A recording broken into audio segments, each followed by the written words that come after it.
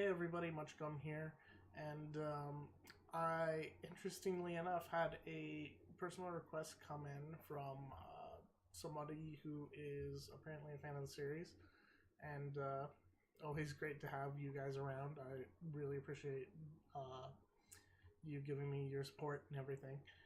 Um, Anyway, they had an interesting request, that being that since not everyone has the time or the energy to read through 50 plus chapters of text and catch up with everything like normal, and since I don't really offer the TFC, my whole TF continuity, um, as books, that they can break down easily and all that, they requested that I actually go through and make either videos or ebooks of me reading my own work. So I don't necessarily have the most impressive voice. I've always considered myself pretty bland when it comes to these sort of things. But nevertheless, I'm going to go ahead and see what I can do here, and yeah, we'll just see how it goes. So, without further ado, I'm going to go ahead and get started reading my own series. TFI, the Prologue. It was another ordinary day in the valley. The sun was shining, the birds were singing, and Sleepyhead Fred had accidentally fallen asleep during his shift again. Fred worked as a containment engineer at GenCorp, a privately owned experimental genetics company. In short, he showed up, watched the containment monitors to make sure no products got loose, and went home after a few hours. However, Fred had a tendency of falling asleep mid-shift, hence the name Sleepyhead Fred. And today seemed particularly good for napping. He had already been caught 2 times this past month, but what the hell, he thought. What would 5 minutes hurt? Sitting back in a chair, Fred lowered his baseball cap to cover his eyes, turned on his MP3 player, and set his feet up on the metal-covered section of the control panel, and was already fast asleep in about 5 seconds flat. As Fred drifted off to dreamland, his feet drifted towards a large red button labeled Emergency Dump.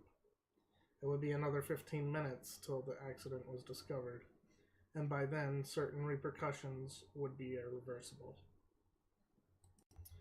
Meanwhile, a few miles downstream at Travis Fort Mason High School, Principal Jennifer Miller is currently undergoing an interview for the school's newspaper. Is it true, Miss Miller, that GenCorp is currently conducting hazardous experiments only a few miles from school property? Brandy Hound, the student reporter, asked. Well, Miss Miller started in her normally prudent way. I'm not sure what that has to do with academics. However, to answer your question, no, I have no reason to believe that the city would allow GenCorp to run hazardous experiments of any kind that close to the school. You're sure that the city wouldn't allow for it, then? All right, Brandy replied.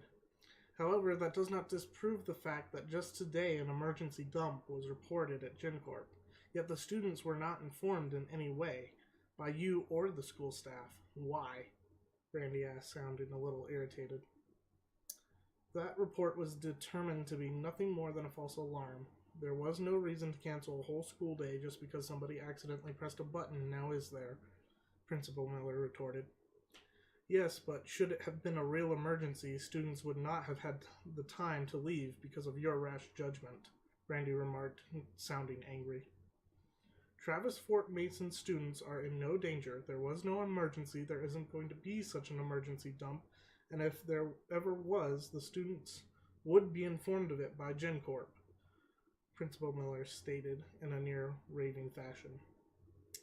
That's a bold statement, Brandy continued. You must really trust GenCorp. Of course, I think it wouldn't be too hard seeing as you're one of their top stockholders. After all, what's a little white lie about an emergency when your money is on the line. Brandy smirked.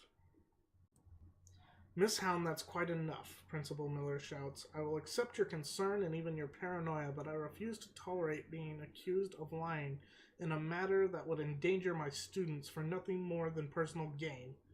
If you so much as think of printing one sentence of this conversation, I will see that the school paper is dropped and you are expelled for slander.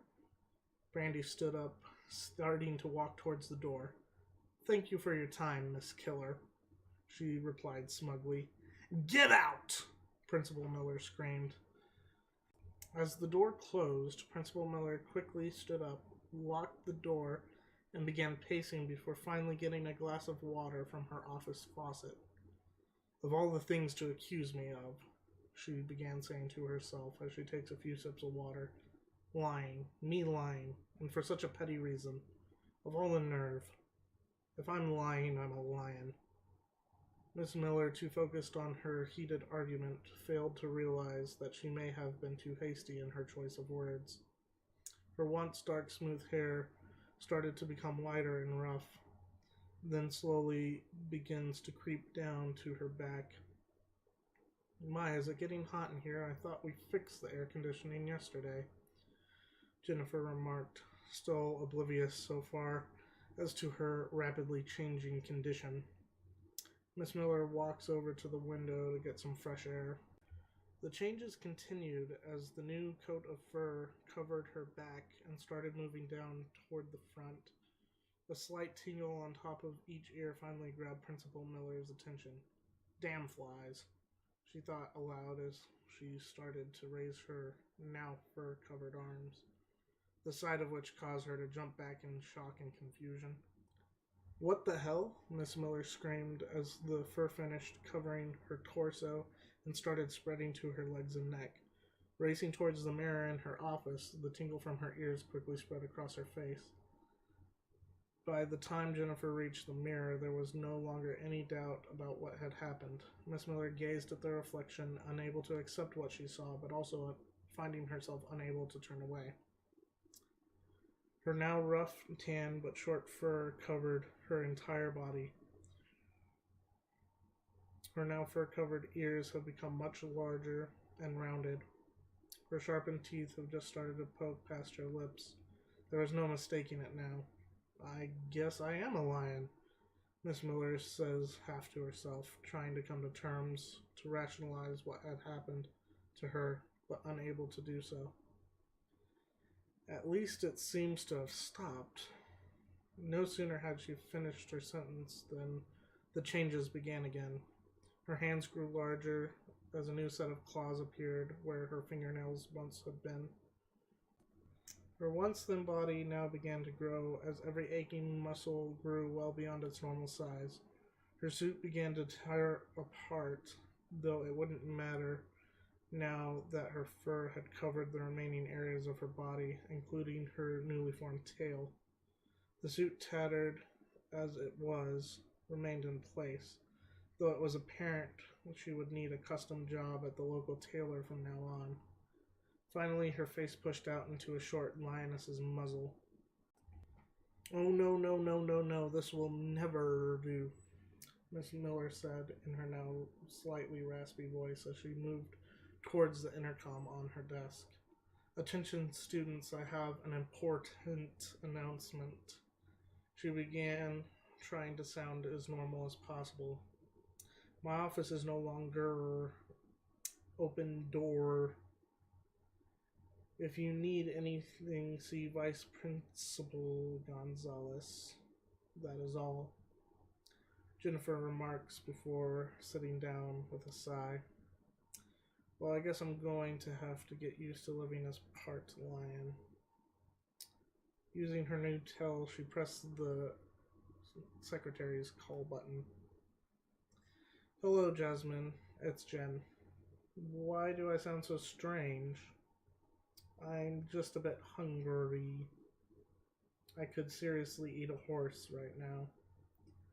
If you could, would you please have the cafeteria bring me up a can of tuna and a glass of milk?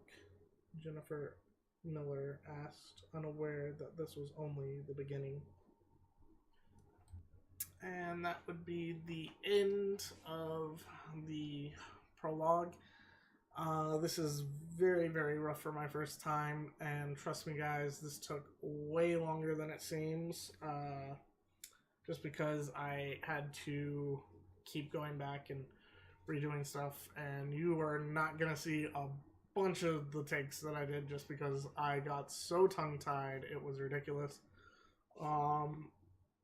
What I'm hoping to do with this is, as I go through, if I do happen to make these videos and I do happen to put them up, that before I can actually get these recorded, I have to go back and reread the chapter first, make sure it's all edited and put the way I would really like it, so it's a bit smoother, a bit better. So if I want to get it into more of an actual publishable state, I can do so, and basically just kill two birds with one stone. I can go back and re-edit older chapters, make them more up to date, better format, and all that.